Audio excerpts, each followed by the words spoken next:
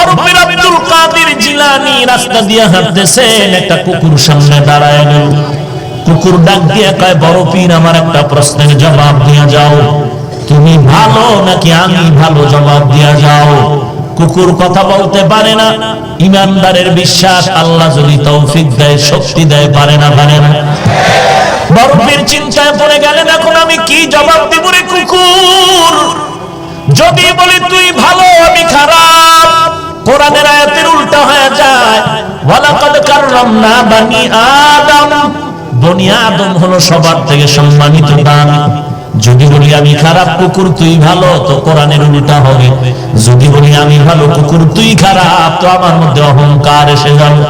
আমি ভালো বলতে পারি না, আমি খারাপ বলতে পারি না, এখন কি করা যায়? কুতুবুল আলম, কুতুবে রব্বানি, মাহবুবে সুবহানি শাইখ আব্দুল কাদের জিলানী রাহমাতুল্লাহ আলাইহি মুরাকাবায় চলে গেলেন। মুরাকাবার থেকে জবাব আল্লাহর পক্ষ থেকে দিলের মধ্যে জবাব এসে গেল। ডাক দিয়া বলেন, কুকুর আজকে তোর প্রশ্নের জবাব দেওয়া যাবে না, জবাব দেওয়ার জন্য আমার কবর পর্যন্ত যাওয়া লাগবে। ওই অন্ধকার কবরে যেদিন আমার বিদায় ঘন্টা বাড়ি পড়বে, আল্লাহ তাআলার অর্ডারে আজরাইল যখন আমার জীবনটা নিয়ে যাবে, জানাজা কমপ্লিট করে যখন আমাকে কবরের দেশে নিয়ে যাবে, ওই কবরের মধ্যে আমাকে যখন মাটি দিয়ে পাড়ায় আর রেখে সবাই চলে যাবে, ওই কবরে দুইজন ফেরেশতা যখন আসবে প্রশ্ন করার জন্য, এক নাম্বার প্রশ্ন রবের পরিচয় দাও, দুই নাম্বার প্রশ্ন তুমি ধর্মের পরিচয় দাও, তিন নাম্বার প্রশ্ন তুমি রাহমাতুল লিল আলামিনের সম্পর্কের পরিচয় দাও। যদি আল্লাহ কবুল করেন জবাব দিতে পারি, আল্লাহর নবীর হাদিস মতে কবর হবে বেহেশতের বাগান। তখন আমার জন্য জান্নাতের ঘেরান আমি কবরে পেতে থাকবো। তখন আমি বলতে পারবো, রে কুকুর তুই বড় খারাপ, আর আমি বনি আদম আমি বড় ভালো, কবরে আমার বেহেশতের বাগান হয়ে গেল। আর যদি আল্লাহ না করুন এই কবরের হালাত বিপরীত হয়, প্রশ্নের জবাব যদি আমি দিতে না পারি, সাথে সাথে আল্লাহর ওয়াদার হয়ে যাবে কবর জাহান্নামের গর্ত। আল্লাহর ওয়াদার হবে জাহান্নামের সাথে কবরের লাইনটা খুলিয়ে দাও। একটা নয়, দুটো নয়, 70 থেকে 99টা সাপ। তখন আমার কবর আযাবের গর্ত হয়ে যাবে। আমি বড় পীর ছোট পীর কোনো ভেদাভেদ নাই।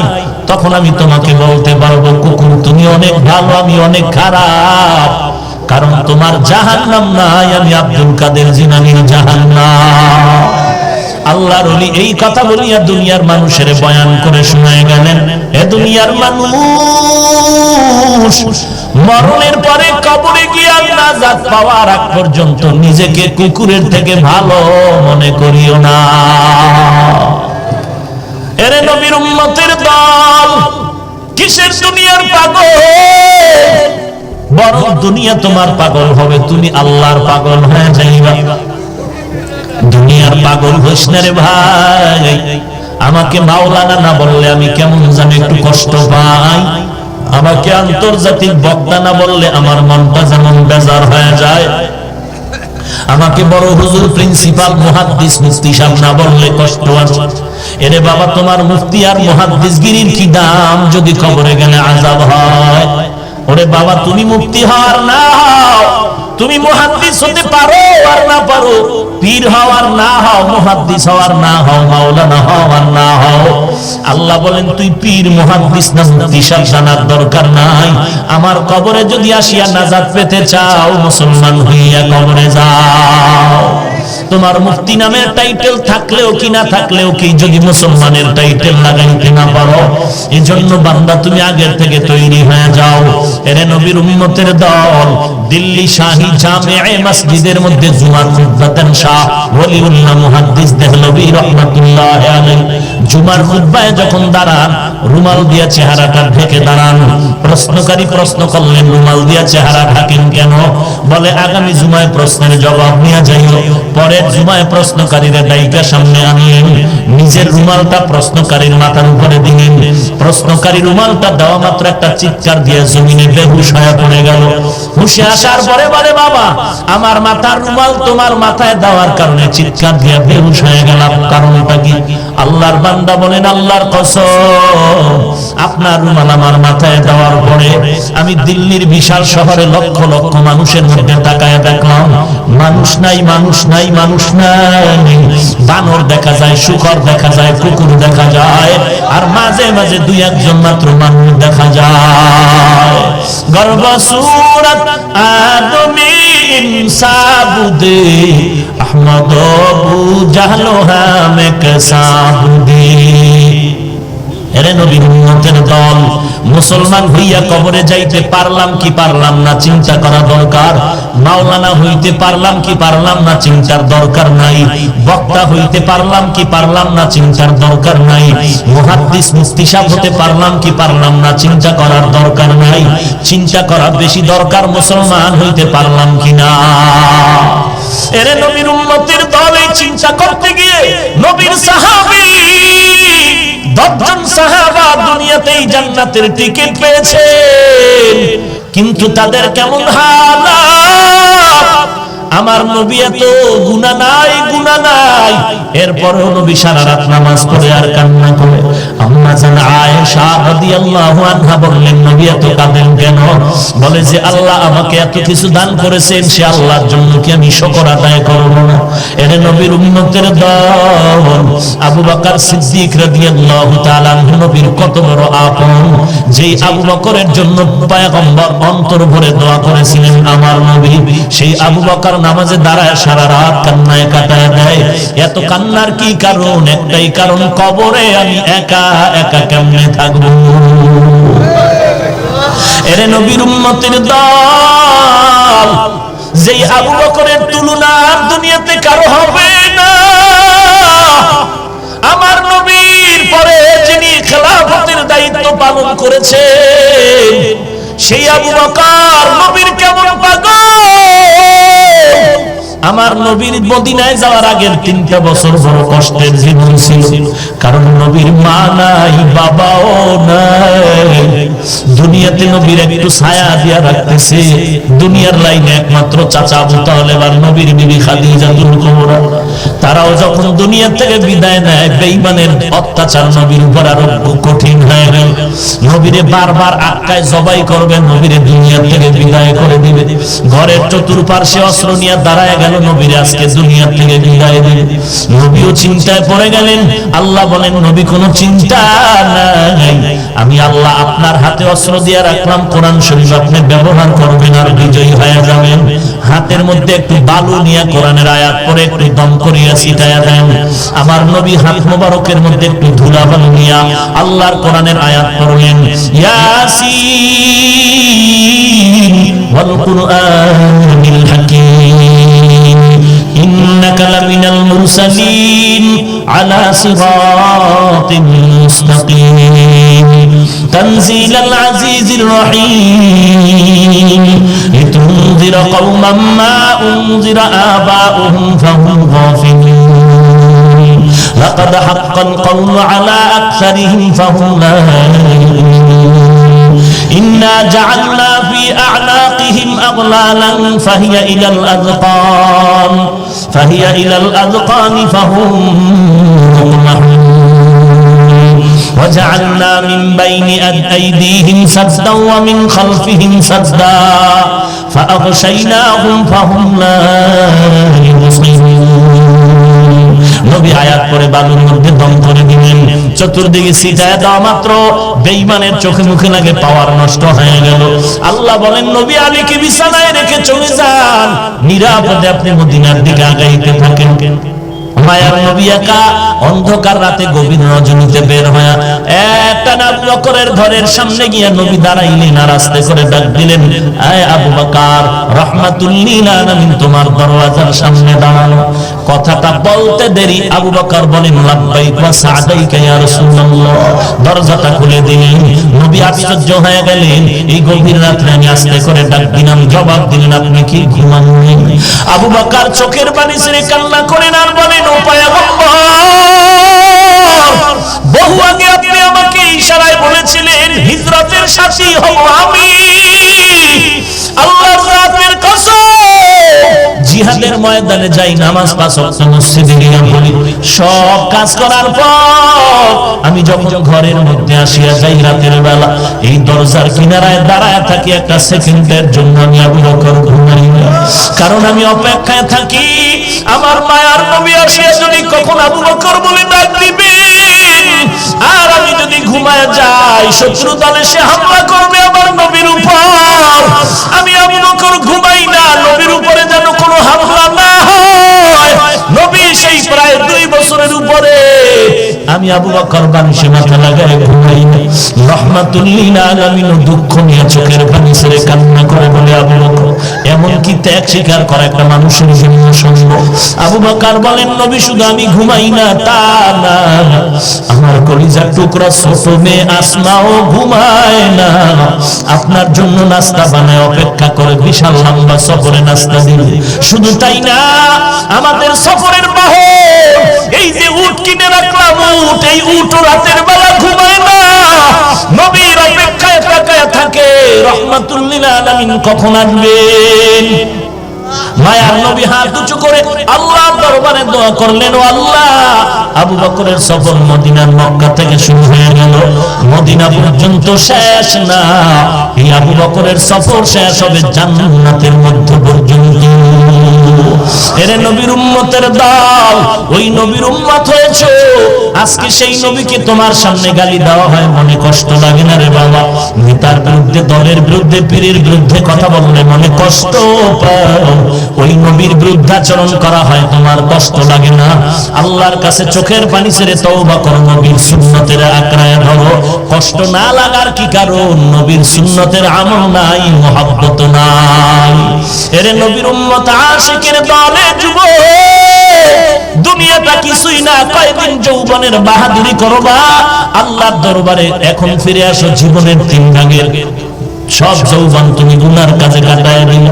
এরে যুবক, আজকে তোমার মতো যুবক দেখো, তাকায় স্কুল কলেজে পড়ে, 1 ওয়াক্ত নামাজও বাদ দেয় না, মা বাবার খেদমত করে, দাড়িওয়ালা, র‍্যাব, আর্মি, পুলিশ, বিডিআরের চাকরি করে, নামাজ বাদ দেয় না, ব্যবসা করে, শ্রমিকের কাজ করে, নামাজ কামাই দেয় না। এরে যুবক, তুমি কেন পারবা না? আল্লাহর দরবারে তওবা করো। আলেম ওলামাদের কথা কি মিথ্যা মনে করেছো রে যুবক? আল্লাহর কোরআন, নবীর হাদিস কি মিথ্যা মনে করেছো? আজকে যদি আমরাও পারতাম শার্ট প্যান্ট টাই লাগায় দাড়ি কেটে রাস্তায় চলতে, কিন্তু না, কারণটা কি? আল্লাহর কোরআনে কোনো মিথ্যা নাই, নবীর কথা কোনো মিথ্যা নাই। যদি তুমি নেক আমল নিয়ে যাও কবরে, আলহামদুলিল্লাহ, কবর জান্নাতের বাগান হয়ে যেতে পারে। ভয় করব কাকে? আল্লাহর ভয় যার অন্তরে থাকবে, ওই বান্দা কখনো আল্লাহর বিরুদ্ধাচরণ করবে না। সন্তান মা বাবাকে ভয় করার কারণে মা বাবার সামনে অন্যায় করে না। ওস্তাদের অন্তরে অন্তরে ছাত্র ভয় করার কারণে ছাত্র ওস্তাদের সামনে অন্যায় করে না। বিচারকের সামনে আসামি অন্তরে ভয় থাকার কারণে বিচারকের সামনে অপরাধ করে না। যদি বান্দা আল্লাহকে ভয় করে চলতো, গলায় ছুরি আসলেও কখনো জিহ্বা দিয়া কাউকে কাফের বলে গালি দিতে পারতো না। গালি দেওয়া হালাল না হারাম? আমার নবী বসে আছেন, পার্শ্বে নবীর কলিজার টুকরা সাহাবী আবু বকর বসে আছেন।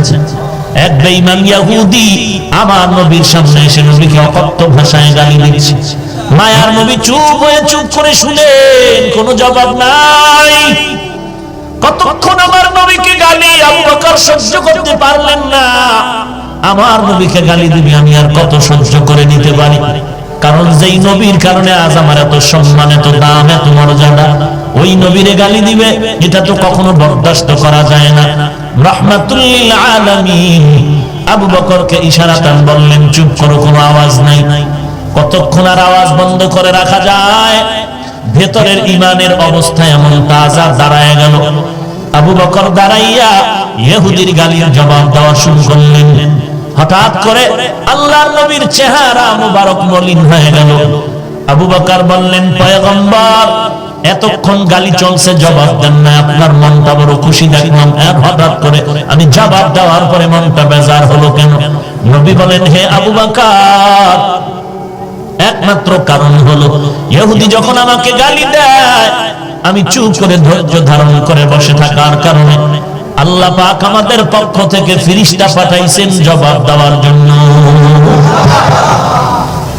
যখন তুমি জবাব দেওয়া শুরু করেছো, আল্লাহ তাআলা রহমতের ফেরেশতাটাকে নিয়ে গেলেন, মনটা বেজার হয়ে গেল। এরে নবীর উম্মতের দল, ওই আল্লাহ এখন আছে না না? তাহলে কেন তুমি ভয় পাও? ইতিহাস ভুলে গেলে হবে না রে মুমিন। তুমি আজকে অস্ত্র নিয়ে ঘুরতেছো, তোমার মনের ঝাল মিটাইয়া কাউকে আঘাত করার জন্য। সিলেটের জমিনে ইয়ামান থেকে শাহজালাল রাহমাতুল্লাহ আলাইহি যখন আউলিয়াদের কাফেলা নিয়ে আসছিলেন, গৌর গোবিন্দ বলে, এই জমিন ছেড়ে ভেগে যাও।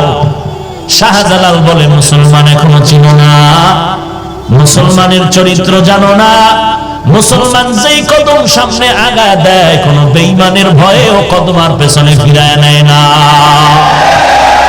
মুসলমানি বুয়াদ গরদান নেহাদান ইনানে খুদবা দস্তে খাজাদান গর্ব সুরত আদমি ইনসাবুদে আহমদ আবু জাহলো হামেক সাবুদি আদমিরা আদমিয়ত লাজিমাস আউদেরাগর বুনা বাশদহি জামা। গৌর গোবিন্দ বলে, কথা বাড়ায় না, বলে বাড়াই নাই, বলে জমিন ছেড়ে যাও, বলে আল্লাহর জমিনে আল্লাহর গোলাম থাকবে, এটাই হলো নিয়ম, অন্য কথা চলবে না। বলে যুদ্ধ হবে, শাহজালাল বলে যুদ্ধ হবে, অমুক দিন তোমার সাথে যুদ্ধ হবে। অস্ত্র রেডি হয়ে গেল। গৌর গোবিন্দের অস্ত্রের অভাব নাই, জনবলের অভাব নাই, ধনবলের অভাব নাই। শাহজালালের অস্ত্র নাই, জনবল নাই, ধনবল নাই, হাতে আর খায়, কষ্ট করে জিন্দেগি চালায়। আল্লাহর কাছে রাতের বেলা আগামীকাল যুদ্ধ হবে, চিন্তায় পড়ে গেলেন কি করা যায়। রাতের আধারে আল্লাহর ওলি আউলিয়া কেরামের কাফেলা নিয়া আল্লাহর দরবারে দাঁড়ায় গেলেন। রাতের গভীর আরশে আজিমের সাথে লাইনটা লাগায় দিলেন আর ডাক দিলেন, ও দয়ার মালিক, ও দয়ার মালিক, কোরআনের বাহন নিয়া কালেমার পতাকা উড্ডীন করার জন্য দিনের পথে আসছি মাওলা, মেহেরবানি করে তুমি আমাকে মাফ করে দাও।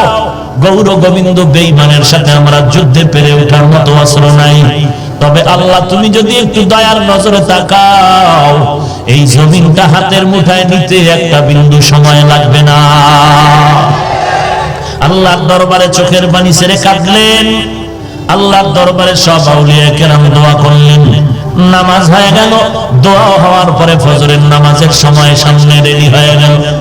শাহজালাল দাঁড়ায় বলেন, ও আউলিয়া কেরামের কাফেলার মধ্যে এমন কেউ আছেন নাকি জিন্দেগিতে নামাজ ছুটে নাই, জামাত ছুটে নাই? নাসিরউদ্দিন নামের একজন দাঁড়ায় গেলেন। দাঁড়ায় বলেন, সাহেব, আমি জীবনে নামাজ কাজা করি না এবং জামাত ছাড়াও আমি নামাজ পড়ি নাই। আমার জীবনে নামাজ ছুটে নাই, জামাত ছুটে নাই। শাহজালাল রাহমাতুল্লাহি আলাইহি বললেন, ও আল্লাহর গোলাম, আপনার পবিত্র জবানে আজ ফজরের আজানের ধ্বনি তুলতে হলো। ফজরের আজানের সময় হয়ে গেল। নাসিরউদ্দিন নামের ওলিয়ে কামেল দাঁড়ায় যখন আজানের আওয়াজ দিলেন, আল্লাহু আকবারের ধ্বনি দিলেন, কেমন যেন আসমান থেকে আল্লাহর কুদরত, আজানের ধ্বনি শুরু হয়ে গেল। গৌর গোবিন্দের জমিনে কম্পন শুরু হয়ে গেল, জলজলা শুরু হয়ে গেল। নাসিরউদ্দিনের কণ্ঠে আজান চলতেছে, গৌর গোবিন্দের জমিন কাঁপতেছে। আজান চলতেছে, জমিন কাঁপতেছে, আজান চলতেছে, জমিন কাঁপতেছে। আজান এক পর্যায়ে গিয়ে শেষ। সবাই তাকায় দেখে গৌর গোবিন্দ জমিন থেকে শেষ। আউলিয়ারা কারে इख्तियार जाहिलारा कार दुनिया इख्तियार या इलाही मुझसे मुझको दूर कर ताकि देखो मुझ में तुझको एक नजर आती ना फी दारे दुनिया ना हसन आती ना फी दारे उक़बा ना हसन या गियासल मुस्तगीसीन हदीना नफ्तिखारा बिन उलूमे वल गिना कादर कुदरत दारी बर कमाल अंता रब्बी अंता हसबी जुल জালাল। এরে বাংলাদেশের যুবক, সেই আযান এখন আছে না নাই? সেই আল্লাহ এখন আছে না নাই? তাহলে তুমি নামাজ বাদ দিয়ে কেন অস্ত্র নিয়ে দৌড়াইতেছো? কই তোমার দাড়ি, কই তোমার টুপি, কই তোমার নামাজ, কই তোমার সুন্নতের আমল? শাহজালাল তো গৌর গোবিন্দের পতন ঘটাইলে অস্ত্র লাগে নাই, চোখের পানি আর কান্নার আওয়াজ আর ফজরের আযান। এখনো যদি বান্দা তুমি আযান দাও, আযান তো এখনো চলতেছে, তবে কেন বেঈমানের পতন হয় না? একমাত্র কারণ আযানের মধ্যে সে রুহানিয়াত নাই। রুহানিয়াত বুঝেও না, নাই তো পরের কথা, বুঝলে না বুঝবে আছে না না। ফজরের আযান দেয় মুয়াজ্জিন, যদি ওযু না থাকে তো বরকত হবে কি করে? ইমাম সাহেব নামাজ পড়াবে, কোরআন পড়বে, তার ইখলাসের বরকতে মুক্তাদিরা নামাজে দাঁড়াইয়া অন্যায় করতে ভুলে যাবে। যে না, হুজুরের আমল দেখলে তো মনে চায় না যে আমি গুনার দিকে আগায়া যাই। ভাইরা আমার, এজন্য আল্লাহ বলেন আমাকে ভয় করো, মুসলমান না হয়ে কবরে আসবা না। মুসলমান না হয়ে কবরে আসবা না মানে মুসলমান হইতে দেরি করিও না, কারণ সময় কম। কখন তোমার আজরাইল এসে ডাক্কা দিবে, ডাক দিবে জানা নাই। দুইজনে এক জায়গায় বসে চা পান করলাম, গল্প করলাম, দুজন সুস্থ অবস্থায় ঘরে গেলাম। 2 ঘন্টা পর মোবাইলের মধ্যে আওয়াজ আসতেছে, তোমার বন্ধু হঠাৎ করে দুনিয়া থেকে বিদায় হয়ে গেল। মরণের কোনো গ্যারান্টি কার্ড হাতে নাই, অতএব কবরে যাওয়া তো লাগবে, আজকে রাত্রেও যেতে হতে পারে, বলার কোনো উপায় নাই। এরে নবীর আশিক উম্মতের দল, মৃত্যু যেহেতু একবার হবে, তবে মুসলমান না হয়ে কবরে যাও না মানে মুসলমান হইতে দেরি করিও না। ইমানদার দাবি করো, নামাজ নাই, রোজা নাই, পর্দা নাই, হালাল হারামের ভেদাভেদ নাই, তাড়াতাড়ি এগুলো রেডি করো। এরে নবীর উম্মতের দল, তোমার হঠাৎ করে বিদেশ যেতে হতে পারে, পাসপোর্ট রেডি করো, কারণ পাসপোর্টের সাথে আবার ভিসা লাগানো লাগবে। যদি পাসপোর্ট রেডি না হয় ভিসা লাগাইবা কেমনে রে বাবা? আগে ইসলামের মুসলমান খাঁটি ঈমানওয়ালা হয়ে যাও, একজন জাহান্নামের মুক্ত বান্দা, জান্নাতি বান্দার বন্ধু হয়ে যাও। দুনিয়াটা কিছুই না, বয়ান প্রতিদিন চলতেছে, চলতেছে, চলবেই চলবে, কিন্তু একটা সময় আসবে বয়ান চলবে, বক্তা বয়ান করবে, ময়দানে মানুষ স্লোগান দিবে, তুমিও থাকবা না, আমিও থাকবো না। যেতে তো হবেই, পালানোর কোনো উপায় নাই। তবে হিসাবের দরকার কি রেখে কবরে রওনা দিয়েছো, আর ওই কবরে যাওয়ার পরে কি তুমি পেশ করবা, একটু চিন্তা করে হিসাব মিলায় দেখো। মনে মনে ভাবতেছ আমি বড় আল্লামা, বড় মুহাদ্দিস, বড় মুফতি সাহেব, বড় চেয়ারম্যান, এমপি সাহেব, আমার টাকা পয়সা গাড়ি বাড়ির অভাব নাই, আমি যেই বাসাটায় ঘুমাই আমার চতুর্পার্শ্বে প্রহরীরা পাহারা দেয়, আমি আজকে রাস্তায় বের হলে ডানে বামে সামনে পেছনে গাড়ির প্রহারা। এরে নবীর উম্মতের দল, কিন্তু আমি যদি এখন মরে যাই, 3টা পাতলা সাদা কাপড় ছাড়া আমার আর কিছুই হবে না। একটু বালিশে মাথা লাগায় যখন ঘুমাও, 2টা মিনিট একটু মৃত্যুর মোরাকাবা করে দেখবা যে আজকে যদি হঠাৎ আমার রাতের বেলা মরণ হয়ে যায়, আমার মা এসে ডাকবেন আর বলবেন ও, আমার আর সারা শব্দ নাই। মা কাছে এসে দেখবেন আমার পুরো বডিটা পাথরের মতো শক্ত হয়ে গেছে।